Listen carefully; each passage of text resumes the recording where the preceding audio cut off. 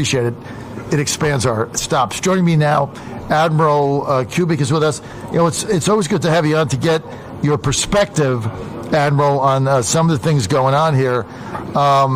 The money we keep sending to the Ukraine, there's no end in sight. This is becoming a major issue now for our voters. People are sick and tired of it, especially when I talked to this 85-year-old veteran yesterday who told me he had to go to the Goodwill to buy sweaters and old overcoats because he can't put the heat on because it's $6 a gallon to fill up his tank when it was only $2 a gallon. So it's a difference of $5,000. He's on a fixed income. He said, I don't know this winter how I'm going to heat my home. Well, first of all, John, you're to be, I think, praised for taking on what really amounts to a military campaign here as you're moving from Georgia and the whole way up through to New Hampshire, back to Pennsylvania. And the thing about your campaign, it has a purpose. It has a goal, it has a vision, and it has an end. When you look at the Ukraine, you can't answer those questions. You know, what is the purpose to continue the fighting here until everybody has been dead, the buildings are all destroyed? No one is really making any progress, and I think sending more and more money into there, the one thing that it's doing is it's stopping the parties from basically coming together and negotiating, a peace. Where does this end? Both sides, I think, at this point can claim victory.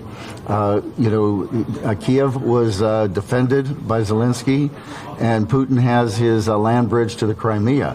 Those are major goals, and I think that there is a way to structure a ceasefire such that there could be both negotiations plus an opportunity for the people who are in the Donbass region to maybe decide their own future, to be able to have, maybe it'll take 2 years to let people resettle. Where do they want to live, in the Donbass or in the Ukraine? And do they want to be a part of the Ukraine or part of Russia?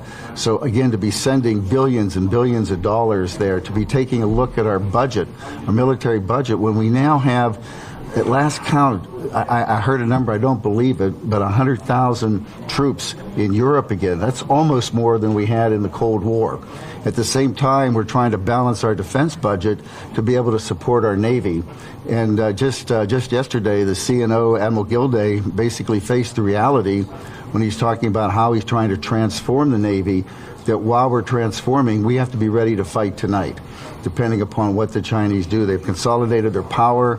They're looking at widening their grasp. I don't think we're going to have to fight tonight, but we have to be prepared. Meanwhile, we're bogged down in a war in Europe that we have no business being in. That war needs to be settled. The money needs to be going to higher and better uses at this point.